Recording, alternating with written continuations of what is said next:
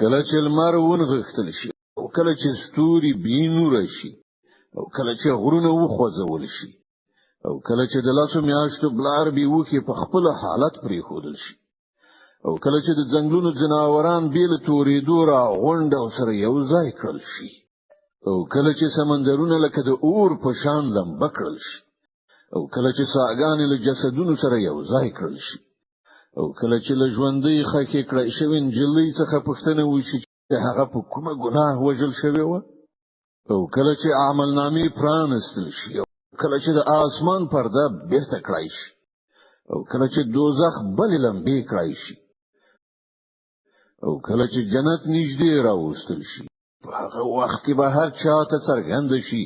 چې له ځان سره څه راوړي دي نو نه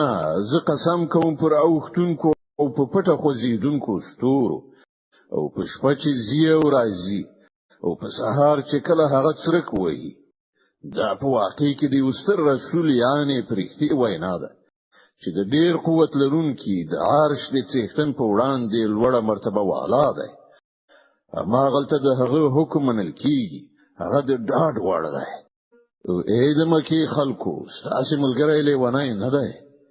بشک هغه پیغام راوړونکی په روښانه فضا کې لیدلای ده او هغه د غیب د اسرار او د علم رسولو په کار کې بخیل نه ده او دا د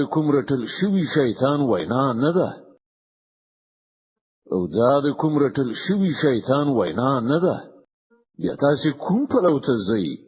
دا قران خود ټول نړیوالو د پاره یو نصيحت ده تاسو نه هر هغه چاته چې غواړي په سم لار لاړ شي او تاسو په غوښتنه هیڅ نه کیږي تر څو پورې چې د الله د عالمینو د پروردګار خوښه نه وي